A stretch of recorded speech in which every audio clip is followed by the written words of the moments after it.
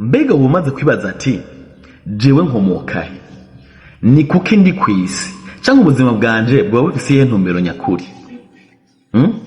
Abantu benshi barabaho bagakora bagafungura bakaryama, ariko ntibigera bahagarara ngo bibaze kino kibazo bati none jewe natanguye kubaho gute? So uno munsi tugiye gutanga urugendo rukomeye cyane rwo kumenya abantu ba mbere batanguye kubaho ku isi, icyo Imana yabaremeye, nico bivuze ku buzima bwacu bw'uno munsi kuri twebwe. Ese bivuze iki?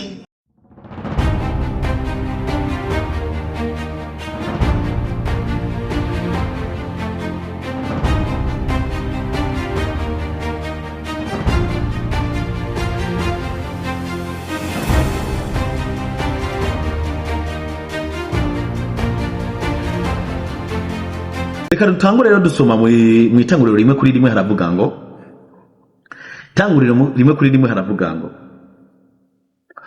ubwa mbere na mbere Imana yaremye isi n'ijuru. Itanguriro rimwe kuri rimwe haravuga ngo ubwa mbere na mbere Imana yaremye isi n'ijuru. Ibyo bisigura ko ubuzima ntibwiyadukije kandi ntibwizanye, bufise uwabutanguje ari we Mana.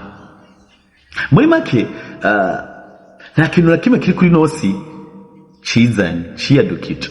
Oya, inzu ifise uwayubatse, imodoka irafise uwayikoze, telefone irafise uwayikoze, n'umuntu nawe afise uwamuremye ari we Mana. Bivuze ko Imana yaremye umuntu mu buryo bukomeye cyane, kuko Imana yaturemye mu ishusho yayo. Reka dusome mu itanguriro rimwe kuri 26 haravuga ngo, rimwe kuri 26 haravuga ngo, Imana ivuga iti tureme umuntu mu ishusho yacu, ase natwe, aganze amafi yo mu kiyaga n'ibiguruka mu kirere n'ibitungano n'isi yose n'ivyikwega vyose bigenda bikwega inda hasi. Ibyo ni ibintu bikomeye cyane, kuko Imana ntiyavuze ati reka tureme igiti cyangwa reka tureme inyoni. Yavuze ati reka tureme umuntu mu ishusho yacu.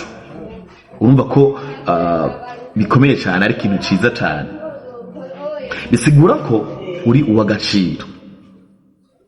Wowe uri kuranyumviriza uri uw'agaciro, uri umuntu akomeye cyane. Ubuzima bwose ubayemo, uko ubayeho kose, uko umeze kose, tahura ko uri uw'agaciro, uri umuntu akomeye cyane.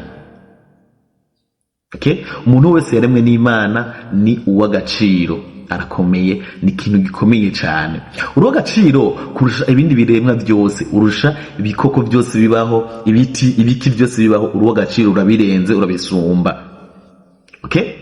Kuko urafise ubwenge, ugafita umutima, ugafita n'impwemu. Aravyumva? Ivyo bintu bitatu urabifise. Ufise ubwenge, umutima, impwemu. Uri intumbero y'Imana.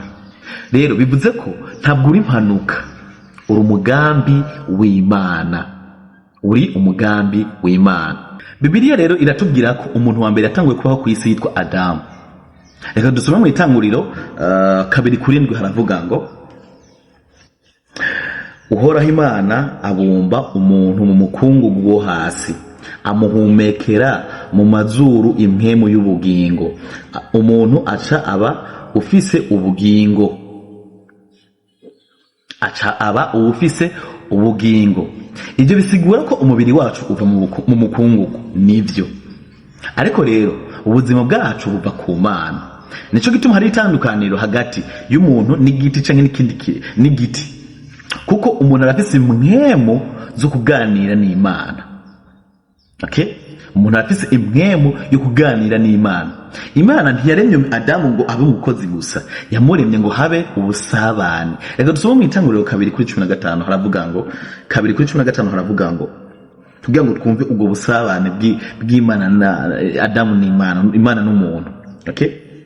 Uhoraho Imana ajana wa muntu amushira muri rya tongo ryo muri Edeni, ngo aririme arizigame. Imana yaremye wa muntu imushira muri gatongo ryitwa Eden ngo aririme arizigame. Ivyo bivuze ko Adamu yarabona Imana akaganira n'Imana. Ntabwo Adamu yatinye Imana, baraganira bakabonana amaso mu yandi bakavugana nkuko twohura nawe tukaganira tukavugana.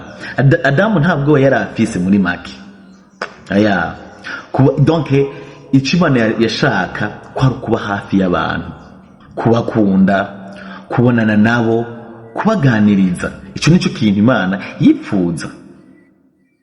No munsi rero abantu benshi babaho bumva yuko umenga ntaco bakiri, ntaco bari, ntaco bafise.